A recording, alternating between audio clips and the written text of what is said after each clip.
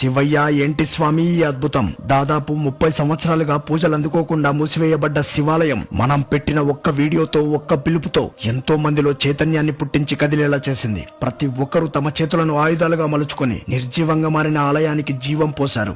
ఎన్ని జన్మల పుణ్యం చేశామో ఈ రోజు గర్భగుడిలోని ఆ మహాశివుడు ఇంతకాలం తర్వాత వేద మంత్రాల సాక్షిగా అభిషేక పూజలతో, ధూపదీప నైవేద్య మంగళ హారతులతో, పుష్పాల అలంకరణలతో మా చేతుల ద్వారా పూజలు అందుకున్నాడు. ఇంతకు మించి ఇంకేం కావాలి ఈ జన్మకి? ఇలాంటివి కదా సమాజానికి తెలియాలి. ఇది కదా అసలైన విజయం అంటే. ఈ వీడియో ప్రతి ఒక్కరూ చూడాలి. నువ్వు నిజంగా శివయ్యకు భక్తుడివే అయితే ఈ వీడియోని ప్రతి ఒక్కరి వరకు చేరేలా షేర్ చేయి. ఇది కేవలం వీడియో మాత్రమే కాదు మిత్రమా, ఎంతో మందిలో నమ్మకాన్ని పుట్టించే ఆయుధం. ఈ వీడియో ఎక్కడి నుంచి చూస్తున్నావో నాకు తెలీదు, కానీ ఆ మహాశివుడికి ఇష్టమైన సోమవారం నాడు ఈ వీడియో నీ వరకు వచ్చిందంటే ఆలోచించు. ఇది ఆ మహాదేవుని నిర్ణయం. ఈ వీడియోని ప్రతి ఒక్కరి వరకు షేర్ చేసి హర మహాదేవ్ అని కామెంట్ చేయి. ఈ పోరాటంలో నువ్వు కూడా భాగమవు. ఇది నీ బాధ్యత. ఈ రోజు మేము చేసిన శ్రమదానం రాబోయే భావి తరాలకు సమాధానంగా నిలుస్తుంది. గుర్తుపెట్టుకో మిత్రమా, వందల సంవత్సరాలకు పూర్వం ఆలయాలను కాపాడాలి అంటే కోట్లాది మందిలో ఒక ఛత్రపతి ఉండేవాడు. ఇప్పుడు మన ఆలయాలను కాపాడాలంటే ఇంటికో ఛత్రపతి ఉండాలి. ఇప్పుడు ఆ ఛత్రపతివి నువ్వే కావాలి.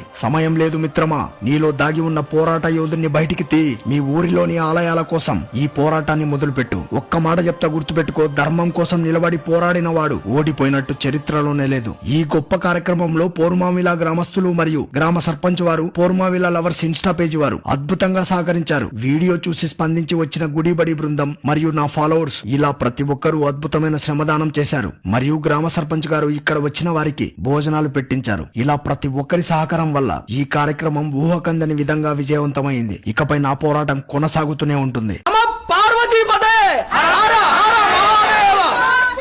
ఈ ఆలయం కడప జిల్లా బద్వేల్ తాలూకా పోర్మావిలలోని పురాతన శివాలయం.